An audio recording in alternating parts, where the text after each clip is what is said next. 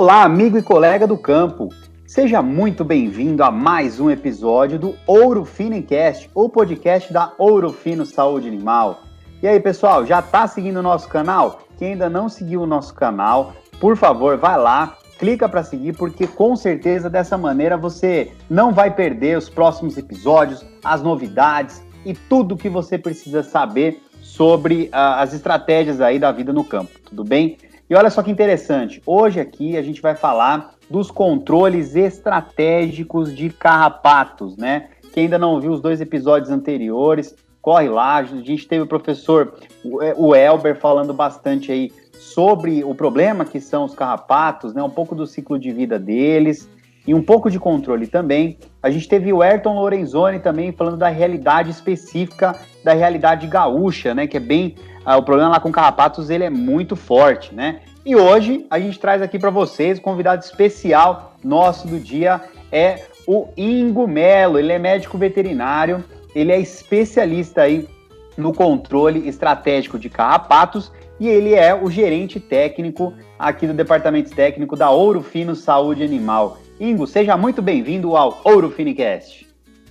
Olá, Bruno, muito obrigado pela oportunidade, muito gostoso sempre esses Ouro Finicast, a gente ouve, né, todos eles e fica muito satisfeito com o conteúdo, então parabéns aí pela iniciativa da Ouro Fino nisso, e é muito bom fazer parte agora também de um desses programas. É isso aí, Ingo, lógico, a gente não podia deixar de chamar o Ingo, que ele tem muitos anos de experiência, né, ele tem muita experiência prática, ele roda muitas fazendas aí, principalmente no sentido de falar, treinar, capacitar a turma sobre o controle estratégico, tanto de carrapatos quanto de ecto e endoparasitas, né, Ingo? E além disso aí, ele tem muita experiência no delineamento desses controles estratégicos aplicados a cada realidade, né, Ingo? Porque assim, o pessoal gosta da fórmula mágica, né, da receita do bolo, mas não é muito bem assim que funciona, né? É isso mesmo, Bruno, a gente sempre quebrou a cabeça, né, para tentar definir fórmulas mágicas, protocolos, que servissem para todo o Brasil. Mas aqui a gente vê na prática que o Brasil, com essa extensão territorial tão ampla, né, ele acaba tendo diferentes climas, diferentes perfis de manejo, né, você encontra aí propriedades com tecnologias diferentes na produção de animais e, com certeza, isso afeta também maior ou menor infestação de parasitas e, com certeza, o carrapato. Então, um protocolo aí, uma receita de bolo, não é tão fácil, mas a gente chegou bem perto disso, viu, Bruno?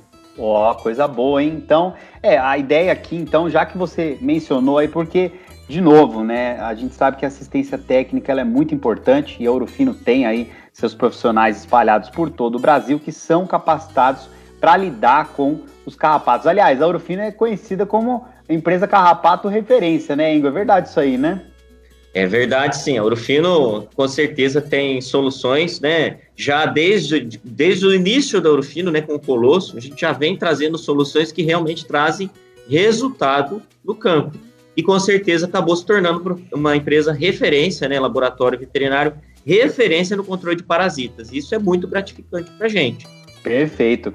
Aí, Ingo, assim, como a turma gosta da famosa receita do bolo, né, ou a famosa fórmula mágica, vamos, né, de novo, não custa nada repetir, né, para os nossos colegas aí que nos ouvem, a assistência técnica é fundamental, tá?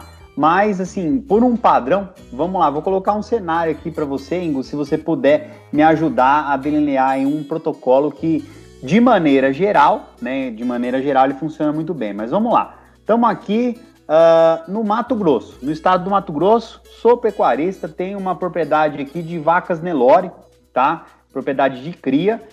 E, de repente, eu começo a me deparar com o aparecimento de alguns carrapatos, uma baixa infestação, tá? Não é nada que eu vejo que os animais sentem muito isso, mas é uma baixa infestação que eu não costumava ter e tá me incomodando, e a gente sabe que isso aí pode prejudicar a produtividade, né? O que eu queria te perguntar, existe um protocolo aí, o que eu poderia fazer para lidar especificamente com os carrapatos nesse cenário? Olha só, Bruno, que bacana. A sua pergunta ela já vem com alguns detalhes, né, com riqueza de detalhes que já faz a gente refletir, né? O carrapato ele é clima dependente e ele também é bioma dependente. Então, se você tem ali no ambiente de uma propriedade uma situação que é favorável à permanência, né, à existência de carrapatos, o que é isso? é o clima quente, umidade, boa oferta de forragem, né? Isso tudo permite que o carrapato se instale nos animais e tenha o quê? Sobrevida no ambiente. E é no ambiente que vai acontecer a multiplicação dos carrapatos, né, Bruno? Então, se eu tenho uma pequena proporção de carrapatos no animal em relação ao ambiente, e eu dou um ambiente favorável, eu vou com certeza ter grandes infestações na propriedade. Quando a gente entra em uma propriedade que não oferece um ambiente favorável, ou seja, uma boa oferta de forragem, que seria o berçário das larvas de carrapato, dos ovos, né, incubação dos ovos, e eu vou para uma situação extrema, onde eu já não tenho isso, os animais andam muito, né, criações extensivas, ele tem que andar bastante para comer, porque o capim está baixo, muita incidência solar na época seca do ano, eu já começo a oferecer condições que não são tão favoráveis ao carrapato, e aí as minhas infestações são também menores no ambiente e, consequentemente, nos animais. Então, essas duas situações já nos ajudam a entender um pouquinho do controle do carrapato, e quando a gente chega aí nessa simulação, né, nessa sua pergunta, que refere-se ao Mato Grosso, por exemplo, uma situação onde geralmente o Nelore é criado extensivamente, né? E aí o animal anda bastante, né? E aí nesse ambiente eu tenho uma carga de parasitas que veio de uma seca, então não me incomodava, e de repente começou a chover, essa chuvinha 10 a 15 dias depois, aqueles ovos que estavam lá guardados nessa pastagem, eles começam a eclodir e sair as larvinhas de carrapato. Então essa seria a primeira geração, Bruno, a primeira geração de carrapato que vai subir e que vem de uma situação extrema. E aí incomoda, né? Incomoda o produtor. E é sempre depois da chuvinha, né, Ingo? Deu a chuvinha 15 dias depois, pode ir lá 15 dias depois. Né? Bruno, você já teve a infelicidade, né, de ver aquele carrapatário meu, né? Aquele aquário, você lembra muito bem dele, né? Opa! E olha, dentro de uma situação controlada, dentro de um carrapatário, de um aquário, onde a gente tinha ovos ali dentro daquele aquário, 15 dias depois de uma chuva, 10 a 15 dias depois de uma chuva que não molhou o aquário, nasceram os carrapatos. E é isso que acontece no campo, né? Você acha que não tem nada ali, que o gado tá limpo, mas tá cheio de ovos esperando a chuvinha, Bruno. E aí vem essa infestação que você relatou muito bem, e o nosso cliente fala, começou a me incomodar, começou a surgir um carrapato. Essa é a primeira geração de carrapatos. E eu tinha já que ter um animal tratado ali para não permitir que essa geração evolua para a segunda, para a terceira, e por aí vai, Bruno. Então, numa situação aí dessa de baixo desafio, né, de carrapatos, vamos dizer, o interessante, então, é prevenir. É isso mesmo, Ingo? E sempre. Se é isso, o que a gente pode usar? É um endecto, por exemplo, um master aí, que é uma ivermectina de alta concentração, ele já ajuda a controlar, ou a gente teria que entrar com um produto Puron, ou um produto de contato? O que você... Lógico, lembra, né? De maneira geral, porque a gente sabe que a gente tem muitas peculiaridades aí que podem influenciar na estratégia, né? Mais uma vez, né, Bruno? É o que você está dizendo. A gente vai aqui nesse Ouro Finicast trazer 3 modelos de trabalho para controle de carrapato, controle estratégico, né, de carrapatos. As propriedades podem estar em situações distintas, uma propriedade em alto desafio, a outra propriedade em médio desafio, a outra em baixo, mas o que você trouxe aí é a chave realmente. O que eu vou usar, então? É um Puron, é um injetável, né? O que eu devo usar? Então, para cada um desses desafios, existe, sim, uma racional, uma métrica, que, inclusive, Bruno, foi estudada, né, pelo professor Welber, pelo professor Alves Branco, lá no Rio Grande do Sul. Nós estamos há mais de 2 anos, 3 anos já de estudo em cima disso e publicando. Inclusive, esse ano agora já publica o trabalho de controle estratégico. Porque são necessários avaliações em diferentes situações, né, com certeza. Então, vamos lá, Bruno, respondendo a sua pergunta. Essa situação onde vai começar, então, uma primeira infestação. A chave, como você disse, é a prevenção. Essa é a chave. Se eu conseguir, na primeira geração do carrapato, que vem vindo da seca, né? Ela já vem mais, vamos falar assim, já vem meio atrapalhada, tá? Uhum. Se eu conseguir fazer um controle já nela, as minhas próximas infestações, que virão também, já vêm comprometidas negativamente, já vêm fracas, tá? Então, qual que é a chave? Propriedade de baixo desafio. Começou a primeira infestação, eu já necessariamente preciso ter alguma coisa nesse animal para controlar o parasita.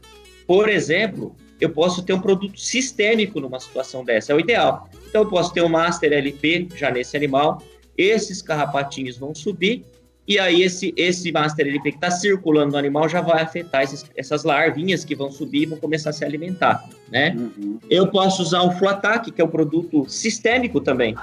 Então, o carrapato, a expectativa do carrapato sempre vai ser o quê? Eu vou chegar no animal e vou me alimentar de sangue.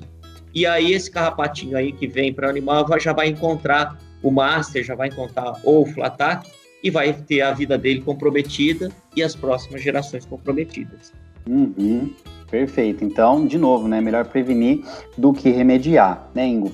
Nesse cenário, o Colosso poderia ser aí uma estratégia ou realmente ele entraria se a gente tivesse numa segunda geração, por exemplo, deixou passar um pouco a primeira geração, o problema foi ficando maior e aí o Colosso entraria aí para auxiliar também? Olha, a pergunta bacana de novo, Bruno, parabéns por ela, porque assim, o Colosso é um produto que consegue atuar em todas as fases. O carrapatinho que acabou de subir no animal, a larvinha, o professor Welber deve ter falado, com certeza falou, né, a gente viu, ela tem dupla cutícula. Esse carrapatinho ele é mais resistente a todos os tipos de produtos, ele se alimenta menos de sangue, ele está ali no animal, simplesmente esperando ele ficar um pouquinho, ele está ali no animal, já está presente no animal, porém ele tem pouca atividade, essa larva que sobe, aquele miquim que a gente pega, passa no passo, ela tem pouca atividade, ninguém cuida daquilo lá, e quem já pegou bastante, passou por um lugar que estava infestado, aquilo lá tem que tacar fogo na roupa, né, porque não sai. E esse, na verdade, carrapatinho, ele tem pouca atividade, Bruno. Ele sobe no animal, ele fica 7 dias ali e só escolhendo um lugar, adquirindo mais confiança, vamos falar assim, para começar a parasitar. Ele está amadurecendo, na verdade. E aí ele tem 2 peles, esse carrapatinho, ele tem dupla cutícula. Então, se eu passar uma acaricida de contato, por exemplo, o Colosso, vai ter pouca eficiência nessa larva, tá? Porém, depois do 7º dia, já funciona o Colosso. Então, se eu pego lá um lote meu que está começando as primeiras infestações de carrapato e aplico o Colosso, vai ser eficiente exatamente nessa população que já fez a primeira troca de pele, né, de cutícula, e aí o Colosso vai atuar. Então, o Colosso consegue atuar em todas as fases do carrapato, de adulto a larva, com essa observação, que a primeira larva, a larva infestante, ele atua muito pouco devido à dupla cutícula da larva. Então, para onde que eu vou usar o Colosso? A sua pergunta. Posso usar em qualquer desafio. Onde que eu vou notar que o Colosso fez melhor resultado? Os carrapatos maiores, porque aí eu vejo a limpeza, né, que o Colosso traz. Então, a gente recomenda geralmente o Colosso para situações de médio desafio e alto desafio. O que seria isso? O médio desafio é quando eu já vejo larva e vejo formas já em desenvolvimento, crescendo, engordando, né, de carrapato. Colosso, eu vou ver o resultado nessas principais formas aí, os que estão engordando e as teleógenas, já, ou seja, que as carrapatas gordas.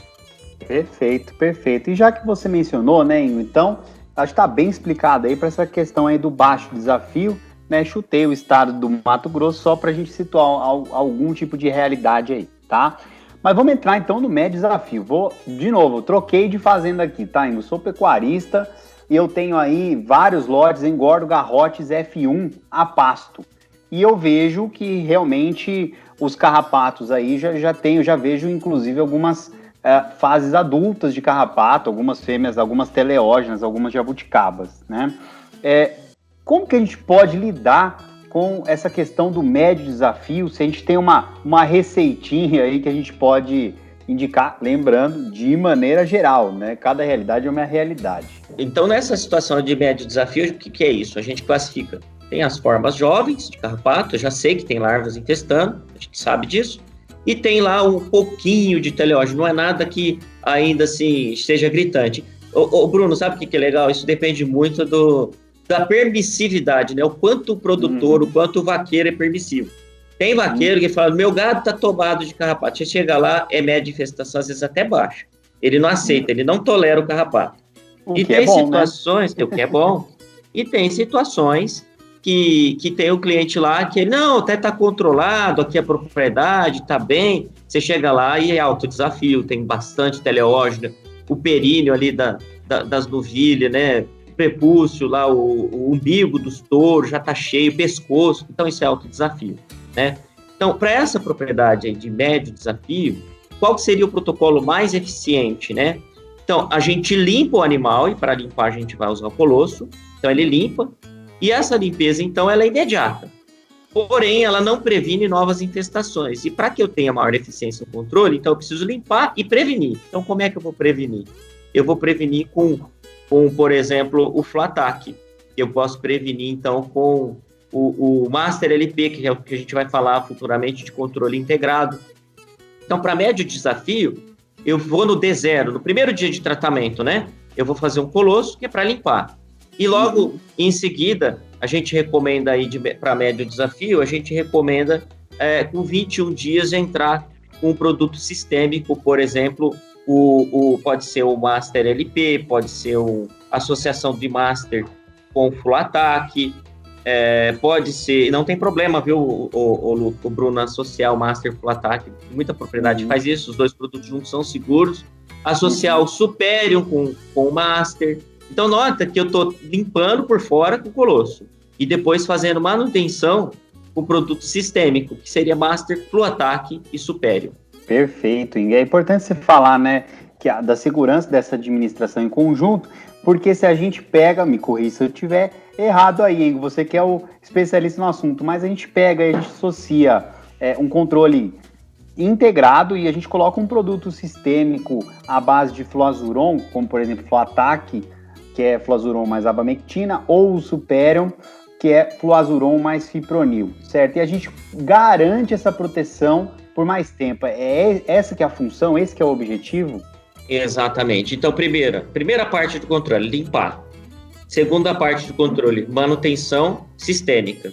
Então, se eu tiver níveis de produtos sistêmicos, né, eu consigo pegar aquelas ondas de carrapatos que vão estar nascendo no pasto e subindo, com o Master LP elongação, e como o fluazuron também é elongação, então eu vou ter um resultado a longo prazo e o animal não vai deixar de pegar o carrapato, mas esse carrapato vai se intoxicar à medida que ele chupar o sangue do animal. Então, limpa com o colosso é contato, não é sistêmico. E mantém com sistêmicos, que seriam Master LP, Superior e Fluatac. Perfeito. E aí, olha só que bacana, a gente vai evoluindo, né, no desafio aí. O que muda da média infestação para alta, lógico, além, você já mencionou aí, da quantidade de carrapatos e da infestação em si mesmo. Mas eu estou querendo dizer, no tratamento, né, no protocolo aí de tratamento de controle desses carrapatos, muda a questão de limpar primeiro, depois entrar com o sistêmico, ou é mais a questão da posologia, né, do intervalo aí de aplicações? Vamos mudar para uma fazenda agora no Rio Grande do Sul, com alta infestação, alto desafio aí de carrapatos, por exemplo, né? Não que isso seja só do Rio Grande do Sul, né? Mas só para pegar um exemplo aqui. Tem duas considerações muito importantes para fazer, Bruno, em relação ao alto desafio, né? A gente já falou que vai muito também do visual do produtor, né? O quanto ele é criterioso, né? O quanto ele é exigente. Porém, isso é na visão de campo. Na visão técnica mesmo, né? Na visão métrica, existe sim uma contagem a ser feita, né, nos animais, mas na prática de campo acaba que isso não acontece.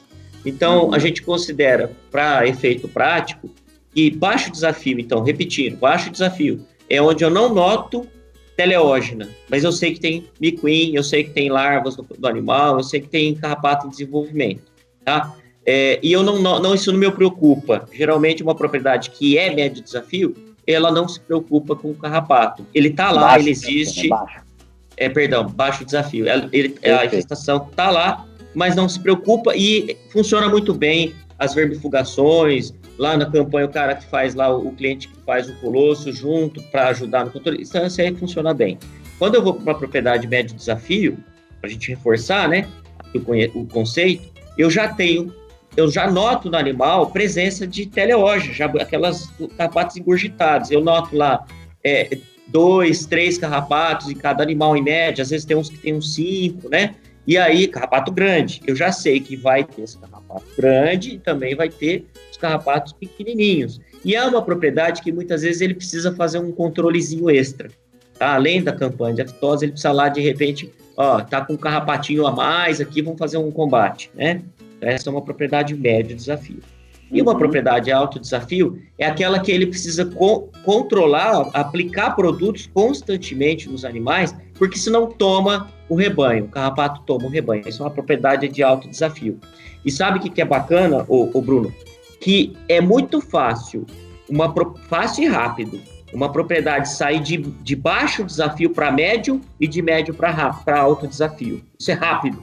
Se ela perder a mão do controle, um ano de mais chuva, isso traz a propriedade que era baixo para médio e a que era médio desafio para alto. É rapidinho para perder esse controle, tá?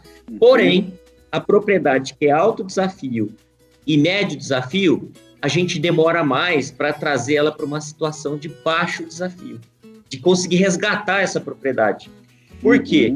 Porque o controle a gente não faz no pasto. Não existe um controle de carrapatos na pastagem que seja padronizado, que seja reconhecido, né, no Ministério da Agricultura, que seja eleito, né, como estratégia. Não existe isso. Então, uma vez que eu estou fazendo o controle dos animais, eu ainda não consigo controlar o que está no ambiente. Eu posso reduzir essa carga usando, por exemplo, o FATAC lá, porque aquela carrapato que vai repor a carrapato no ambiente, ela repõe com deficiência, ela repõe com defeito. Então, aos poucos, então demora muito eu pegar uma propriedade de alto desafio e trazê-la para uma condição de médio, né? E trazer essa de médio para uma condição de baixo. E para então isso... não pode vacilar, né, Ingo? Não pode vacinar. E aí, sim, respondendo bem agora a sua pergunta, eu precisava trazer essa informação antes para a gente entender. Eu tenho agora uma propriedade do Rio Grande do Sul de alto desafio. Então, já sei... Alto desafio, quantas a partir? Você falou 3 a 5 é médio desafio das teleógenas. Tem esse número para alto desafio? Tem esse número para alto desafio, acima de 12, né, teleógenas. E quando eu observo teleógenas já na cabeça dos animais, nas orelhas dos animais, né, esses carrapatos eles estão competindo por espaço. Por isso que eu começo a notar em partes do corpo onde ele já não está preocupado em se esconder do animal, né, em se esconder de uma lambida, de uma coçada. Então, ele já está competindo por espaço no animal. Então, quando eu olho para o animal, eu já noto que tem bastante teleógena em barbela, pescoço, orelha, né, na cabeça. Às vezes você vê na testa do animal um carrapato, né? Isso realmente já mostra que é uma propriedade... Quer dizer, tá nem aí, né? Já tem tanto lá que ele não consegue nem se esconder mais. Ele está procurando um lugar, né? Aí você olha o períneo desse animal, né? O úbere do animal já está cheio de carrapato, né? Existem, assim, várias classificações, né? Para quantificar e classificar em... Tem outras classificações, a gente fala em médio, baixo, médio e alto, mas tem algumas classificações de literatura que consideram super alto, né, ou massiva, e aí vai aumentando esse crivo de 3 para 5, 6, tá? Então, existem várias métricas aí. Agora, essa propriedade do Rio Grande do Sul, onde é alto desafio. Então, estou olhando para os animais, então, a maior parte dos animais, né, já tem carrapato espalhado pelo corpo em áreas visíveis, orelha, cabeça, etc. Então, nessa propriedade, necessariamente, obrigatoriamente, eu tenho que pensar que para fazer controle, eu vou aumentar a frequência de aplicações, reduzir intervalo de aplicações, porque cada tratamento está muito próximo um do outro. Então, eu apliquei essa semana, de repente eu já tenho que aplicar de novo a semana que vem, porque o animal já recuperou o carrapato da pastagem, tá? Então, nessa situação, eu começo com colosso. Eu limpo o animal. Lá no Rio Grande do Sul é banheiro de imersão. E aí, colosso, no Rio Grande do Sul, realmente, banheiro de imersão, o FC30 aí é a nossa grande arma, né? Exato. Mas existe essa questão, colosso Puron, pulverização e o FC30. Pensando numa outra realidade que não tem um banheiro de imersão, por exemplo, mas tem a condição de fazer a pulverização. Existe uma preferência de escolha entre o Puron e o pulverização ou o FC30? É de acordo com a carga ou realmente é o que se adaptar melhor à realidade da fazenda? A gente nota assim que a fazenda tem que estar comprometida em fazer correto, né? Se nós formos olhar para as soluções que nós temos, o Puron, colosso pulverização, colosso FC30, família colosso, cada uma delas tem suas vantagens, né? Todos trazem vantagens, mas, por exemplo, qual a facilidade de um Puron? Eu dosifico ali no medidor e aplico o Puron no animal. A minha dosificação na rotina de campo, ela tende a errar menos. tá? A pessoa que está dosificando, ela tende a medir de uma maneira mais eficiente a dose ali no medidor. Agora, quando eu vou para uma pulverização, por exemplo, a tendência de quem faz o manejo é de errar, e errar bastante. Então, utilizar uma bomba costal para um lote muito grande de animais. Então, o que era para ser muito eficiente, que é uma pulverização, é extremamente eficiente, né? É mais eficiente que um puron. Mas as pessoas acabam errando e fazendo subdosagem e tornam essa prática menos eficiente que o puron. Então, a gente vê muitas fazendas falando, o puron dá mais resultado. Não é que o puron dá mais resultado, é que quando é feita a pulverização, é feita errada. É feita em subdosagem. Agora, quando a gente compara o efeito do puron, tá, com uma pulverização, um banheiro de imersão bem feito, banheiro recarregado, um banheiro bem cuidado, a eficiência da pulverização bem feita do banheiro bem feito é maior, é mais resultado do que um puron. Então, são duas situações bem distintas, né, Bruno? E explicadíssimo, muito bem explicado. E aí, tudo bem. Então, na de alta infestação também, você já falou aí da posologia, tem que diminuir o intervalo entre as aplicações, mas logo de cara, imediatamente limpar esses animais. Então, colosso neles, certo? Exato. E aí, depois mantém também a questão com o fluazuron, com um Fluatac, um Superion, aí a ideia é manter também. É isso, Bruno. Então, a gente costuma dizer assim, que na alta infestação, eu vou aumentar a quantidade de tratamentos com intervalos curtos, quando eu comparo com uma baixa infestação, onde eu tenho intervalos entre os tratamentos maiores, né? E aí, esse intervalo, então, vai ser decisivo para o resultado, tanto na alta quanto na baixa, tá? Tanto na alta infestação quanto na baixa. E aqui, Bruno, vem uma dica, assim, que é fantástica, né? Então, primeira coisa, eu preciso ter consciência de qual é o meu grau de infestação. A partir daí, eu consigo entender o grau de comprometimento que eu vou ter, que eu preciso ter no controle. Então, se eu tenho uma propriedade com alto desafio, eu tenho que ter consciência de que os intervalos entre os tratamentos vão ser menores e eu vou precisar de muitos tratamentos para eu conseguir trazer essa propriedade que é alto para médio. E aí, meu comprometimento em continuar com isso para trazer de médio para baixo. E aí sim eu consigo aumentar os meus intervalos e diminuir o número de tratamentos. Porque aos poucos, Bruno, eu estou tratando os animais e reduzindo a carga da pastagem, tá? Então, a chance que eu tenho de controlar o carrapato do ambiente é aumentando os intervalos e tratamentos nos animais. É a única maneira que tem hoje. E aqui, Bruno, vem duas premissas fundamentais no controle. Primeiro, se a carga é grande, a quantidade de produto tem que ser grande. Porque se eu imaginar que a teoria dos copinhos, né? Se você imaginar aí que eu vou dar uma festa, né? E eu preciso servir bebida, e essa festa tem 10 pessoas apenas, a minha quantidade de bebida disponível tem que ser suficiente para 10 pessoas, né? Então, a minha propriedade, que é baixo desafio, o tratamento que eu vou dar para esse baixo desafio é uma quantidade de produtos ou de tratamentos que eu preciso para atender essa demanda. Agora, se a minha festa, Bruno, é com muitas pessoas, eu não posso imaginar que eu vou saciar todo mundo com aquela mesma quantidade, então 30 pessoas, eu vou saciar a quantidade de bebidas para 10 pessoas. Então a gente chama de teoria do copinho, né? Eu preciso oferecer produto, eu preciso oferecer carrapaticida para todos os carrapatos e que todos tenham a quantidade suficiente para serem afetados.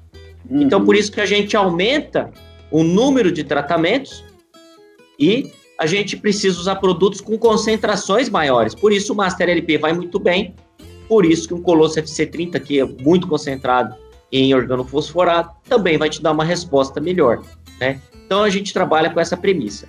E agora, Bruno, olha, quem está nos ouvindo aí tem que anotar essa aqui é fantástica, essa dica. Opa, até eu vou anotar aqui, hein? Pode anotar, Bruno, porque você que trabalhou aí, que atende, né, ainda muitas fazendas na área de reprodução, hoje sua demanda é outra, mas a gente tem que estar atento também, não é só para a reprodução, nem só para o parasita, mas é o contexto produtivo da fazenda, né? Aqui vai uma dica muito importante, né, para quem lida com os animais. Olha só, toda propriedade, dependendo do grau de desafio, ela vai ter no seu rebanho uma média de até 20% dos animais com sangue doce. Então, de 15% a 20% dos animais de um lote, eles são de sangue doce. E o que é o sangue doce, Bruno? Sangue doce é aquele animal que consegue atrair mais carrapatos, tá? Então, esse animal de sangue doce, ele atrai mais. Então, de 15% a 20% de um lote é de sangue doce. Porém, esses Bruno, 15% a 20%, que representam muito pouco no lote, né, se a gente for ver, eles conseguem atrair 70% dos carrapatos. Olha só. E aí vem a dica fatal, né? Quando o peão vira para você e você pergunta assim, como é que tá de carrapato? E o peão fala assim para você, até que tá controlado. Só tem uma meia dúzia que tá mais pesteado, que tem mais carrapato. Essa meia dúzia é exatamente o sangue doce. Ele chama de meia dúzia. E essa meia dúzia vai fazer a manutenção e a extrapolação, né? Vai fazer a explosão populacional dos carrapatos na propriedade. Essa meia dúzia tem 70% dos carrapatos. Então não adianta... Um PI, um animal que é persistentemente infectado nas doenças infecciosas, por exemplo, né? Exatamente. Ele vai fazer o quê? O sangue doce, ele vai conseguir fazer a carga dos seus pastos, a recarga dos seus pastos, a manutenção e o aumento populacional de carrapato na propriedade. E o peão olha para eles e pensa, eu vou levar o lote inteiro no curral por causa dessa meia dúzia que tem mais carrapato? Não. Deixa pestear mais um pouquinho para controlar o resto. Esse é o erro fatal. Porque se eu fizer o controle já nessa meia dúzia, nesses 15 a 20% dos animais, eu vou usar menos produtos, inclusive, e a eficiência do controle é maior. Então, tratar o lote é fundamental, mas não perder a mão do sangue doce. O sangue doce precisa ter um protocolo à parte, né? Eles precisam ser olhados com mais cuidado. Está fazendo um protocolo de ATF lá, passou um animal que é sangue doce, trata dele. O lote pode estar limpo, o Bruno, mas o lote limpo, sangue doce tratado. Perfeito. Viu, pessoal? É por isso que vocês têm que estar aqui junto com a gente no Ouro Fino Enquete, porque tem dicas valiosas aqui para o dia a dia nas fazendas. Ingo, a gente precisa já ir encerrando aí nosso episódio. Queria agradecer muito sua presença. Se você tiver aí uma dica final, uma dica de ouro mesmo aí para dar para a gente, fica à vontade, mas já de cara eu agradeço muito a sua presença e por você ter trazido para a gente aqui o dia a dia, a prática, o que funciona e tudo que você tem de experiência. Afinal de contas, conhecimento não ocupa espaço. Muito obrigado, viu, Ingo? Obrigado, eu quero trazer uma dica sim. Primeiro, não se esqueça que tem sempre alguém da Ouro Fino perto de você. A Ouro Fino é muito acessível, né, Bruno? É muito fácil entrar em contato, é pelo saque, é pela internet, é pelas redes sociais. Eu sempre digo que tem sempre alguém da Ouro Fino perto de você. E olha só, pessoal, assim como a Ouro Fino é líder no controle de carrapatos, nós somos líder porque nós fazemos pesquisa, nós temos protocolos. Nenhuma outra empresa publicou protocolos, estudou protocolos para publicar, né? Como nós estudamos. Então, se você quer entender um pouco mais do carrapato na sua propriedade, se você quer entender qual é a classificação da sua propriedade, se é baixo, médio ou alto desafio, entre em contato com a Ouro Fino, procure a Ouro Fino, entre em contato com a gente e a gente vai te apresentar lá os protocolos que nós já temos e com certeza você vai conseguir fazer o controle de carrapatos na sua propriedade e da melhor maneira possível com as melhores soluções Ouro Fino. Obrigado, Bruno, pela oportunidade e um grande abraço a todos. Perfeito. Aí, pessoal, falei disso aí com vocês, Ingo Melo, gerente técnico aqui na Ouro Fino Saúde Animal. Bom, e como conhecimento não ocupa espaço, né, eu não posso deixar de convidar vocês a participarem do Ouro Fino em Campo. Aqui a gente está no Ouro Fino Encast e na TV a gente tem o Ouro Fino em Campo, que vai ao ar de segunda a sexta-feira, ao 12h30 e 8h20, e também aos sábados, às 9h30 da manhã, tudo horário de Brasília, tá bom? Não perca também, porque lá tem muito conhecimento para vocês. E também, já pedi no começo do episódio, vou pedir de novo. Acompanhem aí, sigam a gente, porque a gente vai continuar trazendo para vocês coisas muito interessantes que vão fazer parte do seu dia a dia aí e ajudar na produtividade das fazendas, tudo bem? Um grande abraço e até a próxima. Tchau!